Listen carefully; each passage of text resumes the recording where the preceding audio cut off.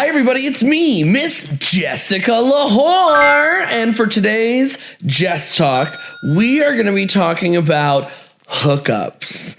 Everything hookup central and more. This is an 18 plus episode. Now, before we get into all the hookup nature that you're ready to hear about, you know the drill. Hook up by subscribing with my channel, hook up with me by hitting the bell for notifications, and hook up with me by following us on all streaming platforms, Spotify, iTunes, wherever you can find us, we are there. Okay, hookups, let's get into it.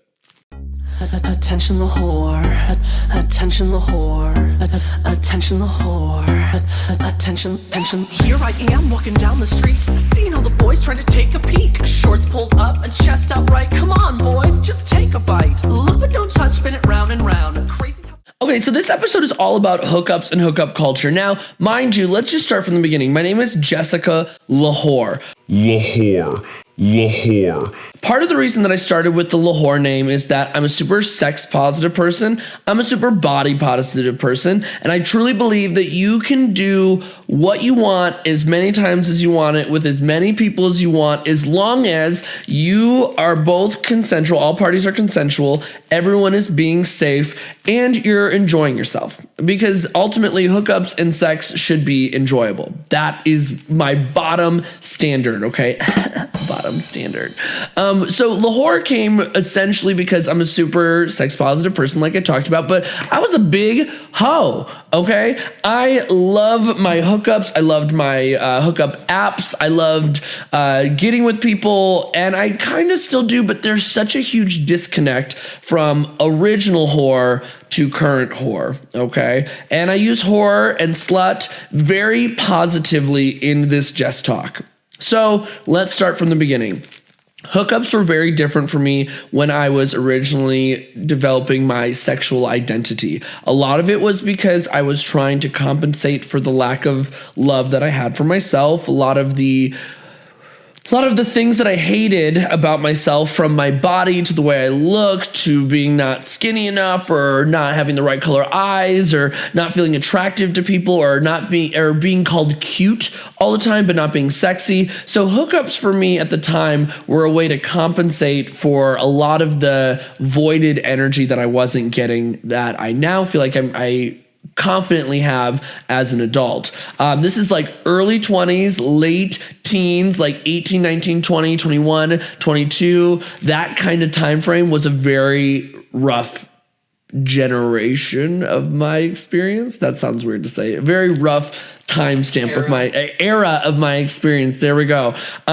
Usually when I was hooking up with people, it came with a lot of negative, self-deprecating conversation that led up to the hookup. So they would give me a compliment, but I'd shut them down. And let me tell you, if you are not confident when it comes to sex, and this took me so long to learn, and I'm still struggling with this to this day, it makes sex unenjoyable for both parties. If you hear me say that I hate myself, that I'm fat, I'm ugly, I'm stupid, I don't, all of this stuff, but I still want to fuck, I can tell you right now that it's not going to be enjoyable for either party. You have to go into it believing that this hookup is going to be at least decent. And not all hookups are great, but the idea is that you're confident enough to go through with it, right? And you're coherent enough to go through with it. So a lot of the things that I was doing is not only being self-deprecating and being like, oh, you need to keep the lights off, you can't look at me naked, don't touch me here, stuff like that, which is a huge turnoff if you're not developing a personal relationship with that person. A lot of the things that I had to do on top of being self-deprecating were drinking heavily to get through the hookup, get through that fear of not liking myself. I liked myself more if I was drunk, and that made things easier to hook up with other people. However, hooking up is something that I feel like a lot of folks do, and it's something that you should embrace throughout your life if that is something that you would like to experiment with. There are so many apps out there, and granted, I haven't been on dating apps or hookup apps in a long time, from Grindr, Scruff, Hornet, Boy Ahoy, and those are just to name a few of them that you would use to find folks. Craigslist, even back in the day, to find folks to hook up with. I personally struggle, and I have my entire life, that I need to have some notion that you are even the tiniest bit of a decent human before I can hook up with you. You could be the sexiest bitch in the entire world. You could have the most beautiful body, most beautiful, delicious looking dick. However, I need to have the minimalist conversation with you in order to go through with this hookup. That is how I have always been. And I don't know why. I've never been able to shake that. I know so many people that are like, oh yeah, from 8 a.m. to 2 p.m., I've hooked up with 6 people. I know nothing about them. And part of me is like, wow, that sounds really fucking exciting. Like, it's hot to think about. It's kind of like the before you come thoughts. You're like, oh yeah, that's so hot. And then you come, you're like, oh, what just happened? What am I doing? The post ejaculation clarity is what we call it. And it sounds really enticing, but then all I'm sitting there is thinking about, like, well, I didn't even get to know their name. Maybe they were a Trump supporter. Maybe they had a particular STD that we just didn't have a conversation about beforehand. And I'm not saying to be anti-STD or STI, like, conversational. Like, if somebody is HIV positive, I'm not saying, like, I would not hook up with them, but not to have the conversation first, I think is harder for me. And that's like any STD. Like, if you find out later you have chlamydia and then you're like, well, it's one of these 8 people. Yes, chlamydia is curable. I've had chlamydia, I've had gonorrhea, things like that happen. But there are also STDs and STIs that if you're not prepared for, if you're not on PrEP, which wasn't around 10 years ago or is accessible 10 years ago, then those conversations were important at the time. And it's not that I wouldn't hook up with folks, but for me, I wanted to make sure that, you know, like, I just wanted to make sure we were all on the same page kind of thing before going into this. I love learning about people's kinks rather than just like showing up and being like, well, I'm going to pick and decide what I think you enjoy in the bedroom, or hope that you understand what I enjoy. I love talking about those things. What turns you on? Like, having those conversations. What gets you off? What are your no-nos? What things turn you completely off in the bedroom? Because that way, when I go to the hookup, I know, again, that baseline information about you, and I can enjoy it more. Sex should be enjoyable, okay? I think that some of my funniest hookup stories are as followed. And let me just tell you a couple of them. One time, and I think he's married now. I've not talked to him in years and years and years and years. I was really crushing on this guy. And we played Super Smash Brothers drinking game. We went out together. We played Super Smash Brothers. Every time you died, you took a shot. We got really drunk. We went to the bedroom, and we're starting to get hot and bothered. And I'm very inexperienced, I believe, at this point in my sexual career. And we're like, I'm getting pounded. I'm getting like fucked hard from the back. And I'm not like moaning. I'm screaming bloody murder, but I'm enjoying it. But the noises coming out of my body were like, ah! Ah! Like I was getting killed in a horror movie. Like I was the person getting stabbed 8 times. And he even would stop a couple of times and be like, are you okay? I'm like, yes, keep going. Yes. But it sounded like he was like destroying my body. Mind you, his roommates were there as well.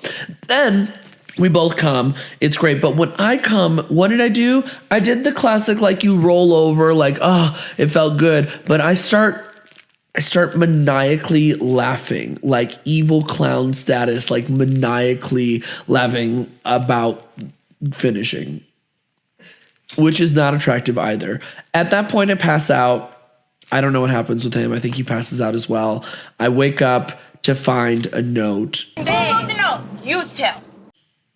That says, had a great time. Talk to you soon. Here's some Chiba Hut. And I never heard from him again. So that was one particular hookup story. There was another hookup story where I literally got in the elevator with the person and I looked at him and I was like, very blunt. I was very sober too. And I was like, you don't look anything like your profile picture. I think I'm going to go home. And he got off the elevator. I went back down and I went home. Because like that to me is like lying to me. Don't lie to me. Just send me a regular photo of what you currently look like, or say, hey, this is an older photo. I do look a little bit different. Like, give me some kind of heads up. That's what I'm saying. The heads up conversation. There have been a couple of hookups where, mama's topping and bitch is a little shitty kitty. It's chocolate.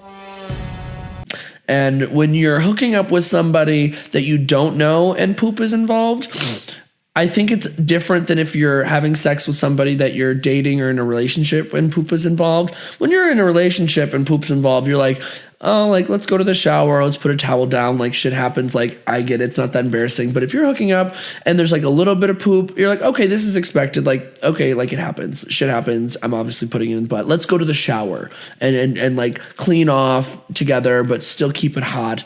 This is still a sexy moment. But when it's like floodgates, like you shit everywhere, what do you do from that? What do I do in these cases? I just wipe.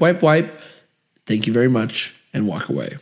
Another hookup experience that was like really good. So like I obviously have some horror story hookup experiences. Some really good hookup experiences was one time I was a student at a conference, and one of the other schools, what is that? Not counselors. Like mentors? No, mentor's a good word, but more like a supervisor. He was the supervisor for one of the other schools, and very attractive, great dick. I won't say his name in case he exists in the world or whatever and whatnot. I don't want him to know that I still like remember this great moment. But he had one of those dicks, like, when it sticks and no matter where you're being thrown around, it never comes out. It's like you just spin around and wherever he feels like placing you. We went on a little road trip, and this is very bad because both of us could have gotten in significant trouble. Student supervisor, not supposed to fuck. But I was not quiet either. I'm very loud. So obviously everybody where we're staying at this hotel heard and then watched me come out as I'm like all frazzled and whatnot. But in the hotel, in the movies where they like destroy a hotel room because they're fucking, they throw things around. That's how that was. And that never has happened to me before. The curtains were broken down and things were knocked off tables. And like I said, in the whole time, his dick never left my butt. The entire time. Very memorable hookup experience. There's another hookup experience where I felt like he was an older gentleman, which I don't mind if they're older gentlemen.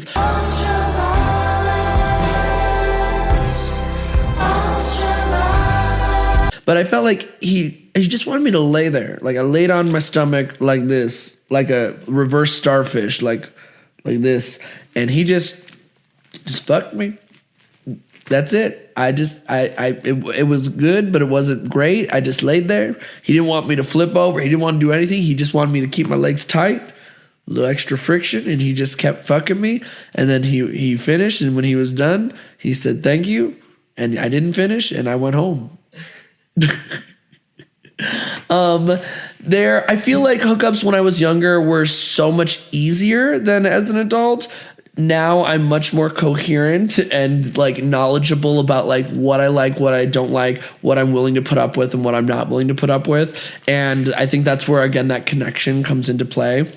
I believe that hookups now are more difficult because the people that want to hook up are younger, and I want people more around my age, or like I said, there has to be a mental connection of some kind.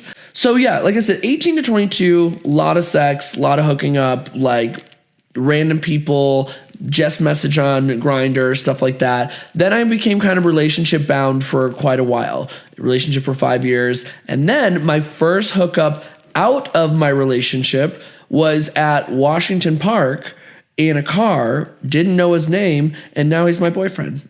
Yep, that's how that happened. Literally threw me around in the vehicle, ass prints on the steamy, like very, what's it called? Very Titanic, where the handprint is like scraped down, but a booty cheeks. Took his load and didn't know his name. and then later messaged him. And then I was like, we're going to be fuck buddies. We're just going to be friends with benefits. But no, I was drunk when I said this. That's why I'm saying it this way. Friends with benefits. We're never, ever going to get in a relationship. And now we're like going on into this for quite some time now. We're together. We're pretty committed to each other. It's great. So hookups can be beneficial to meeting your partner. Sometimes it just matches up.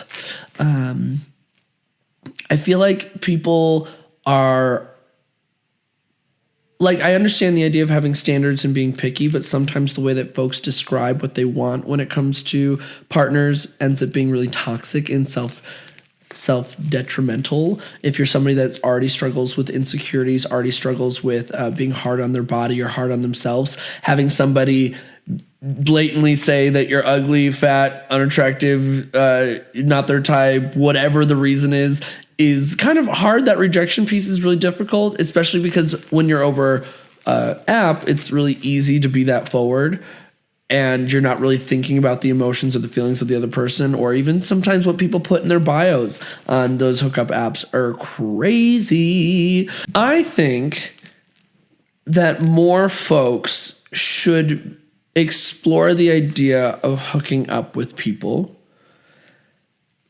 with the caveat that they walk away learning something new. I know that sounds so far-fetched, but I truly believe that having sex with a variety of people is the idea to break down, again, your likes, your dislikes, the things that turn you on, things that turn you off, like I've said earlier. But as you're exploring, you're also developing your confidence in that. I love talking about sex with my friends. I ask my friends very much about their sex lives just as much as I love talking about my sex lives. I have some friends that are very much think it's weird and they don't enjoy it. And I have some friends that we go into every nitty gritty, smelly, dirty, spitty, cummy detail. And I love it. I love it. It really helps me kind of embrace that sex positivity that I like, but it reminds me that as I'm aging, that I'm not dried up and dead. Like, I'm still very much capable of being a sexy, hot human. And mind you, my journey has been very much like this.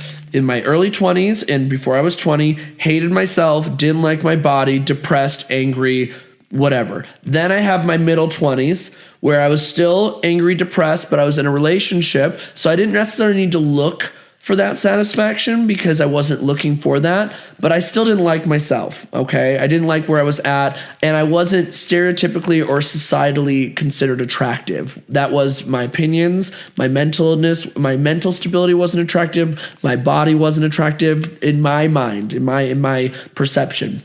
Now we're at my late 20s and I'm beginning my 30s. I'm 30 years old. So I'd say like end of 20, middle of 27, 28-ish, 29 for sure, and now 30. I'm feeling my most confident, most sexual power.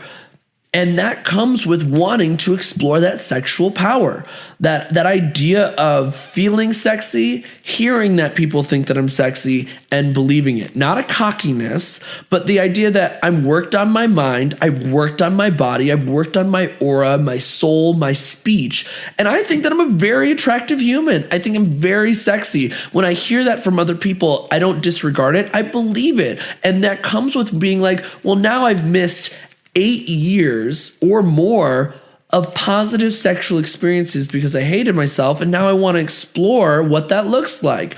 And so I'm coming back into my phase of wanting to do quote unquote hookups or have sexual experiences outside of my relationship, which is where the openness piece comes into play, but also being very content in knowing that I'm not looking for any emotional stability or anything committed because I'm very happy in the relationship that I'm in.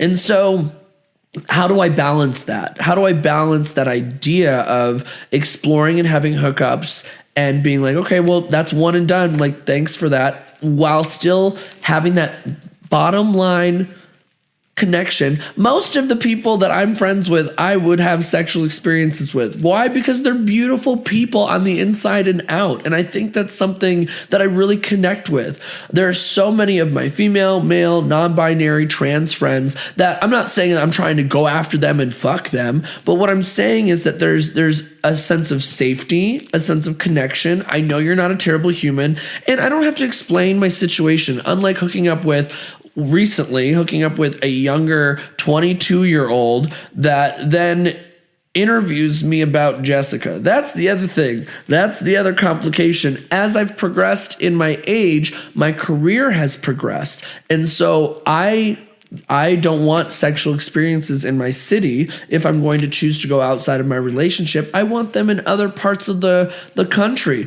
because I don't know those people. And I'm not worried about that being used as a Jessica or drag queen thing. Sometimes the out of drag piece gets ignored. And when that comes into play, it feels really rewarding. But it also comes with the caveats of constantly having to explain things if it's local, if it's out of state. Like hookups are very weird. Even the idea of cruising. The idea of cruising I really like because of the anonymousness piece behind it. Like if there's a glory hole, which I've never explored, that's a hookup to me. You're hooking up with somebody, but you don't know anything about them. There's both this like sexual appeal to the idea that it's so taboo and wild and you don't know who this person is and it's anonymous. And also this, what the fuck? This is some random dick or random pussy. I have no idea who this person is. I don't know anything about them. Like, and I'm just going to walk away and act like nothing happened? Make that make sense to me. But if I was like, I'm using this glory hole example for a thing, but let's say like it was my boyfriend or like a friend of mine, be like, oh, hey, like that was real fun, wasn't it? Like, I don't know, is that weird? I think that might be weird to other people. Such a weird balance of it's always situational, it's always dependent on the person, it's what we're doing, like what level of hookup or sexual satisfaction is it? Is there an emotional connection? Because I'm not looking for anything emotionally connected based. I'm past that. I've grown past that. I also, like I said, know what I want. And I'm not willing to like bottom for every motherfucker in the world anymore like I used to. Like if I'm bottoming for my boyfriend or somebody very specific. Just as much as like I don't want to like swallow a load from someone random. I would like to know whose load I'm swallowing. It's very, very specific and meticulous to me. And there is, like I said, sexual power is something that I'm determined to gain back and learn how to comfortably and confidently exude this sexual power that I had in my early 20s and do it in a different light, in a different aura now that I'm older and a little bit more experienced. Hookups are it's such a strange conversation, but I'm definitely pro-sex, pro-hookup, pro-do what you want with your body, be safe, be consensual about it, have conversations, don't read too much into it. I'm an overthinker, and so sometimes I'm put into positions where people will make advances on me, but I overthink the situation, and I'm very much a try to live in the moment kind of person. If this opportunity is brought to me, instead of overthinking the situation, think in that moment, is this what I want to do? And if I don't want to, that's your answer. But if I hyperanalyze it, then I don't enjoy it. I'm not invested in that moment. Sometimes it's just getting off and going. Period. Sometimes sex is just sex. And I'm learning that as I get older, that sometimes it's not as serious as I'd like to make it out to be. And I'm not going to look like this forever. I'm not going to have this sex drive forever. I'm not going to have this body forever. I'm not going to be able to be erect like this forever. I'm sure there'll be a time when I'm 80 years old and I have to use pills and shit like that. There's going to be times where your body changes. And we said this on an episode with about taking nudes. Moira Rose says it too. Like, take 1,000 nudes of yourself now. Do it. Love exploring now, because there's going to be a time where this isn't an option. And it's not that serious, but I'm not dead. People say 30 is the gay death, and I feel like I'm finally thriving. I'm determined to have this very full-on, clear-cut confidence in my sexual power that doesn't come with jealousy, because I'm not a jealous person. And I'm learning that when you're in a relationship and you're balancing sexual power, some pieces of jealousy do come into play, but that's where communication is effective. That is my opinion on hookups. Tell me down below some of your best and worst hookup experiences if you're 18 and plus. And also, again, I want to remind you to use the resources around you to reclaim your sexual power in the most consensual, healthy, happy, and active way to the best of the ability and the wants and desires that you would like to have it. Ultimately, have fun. And that's what I've got to say about this. Until next time, bye everybody. Go get fucked. I'm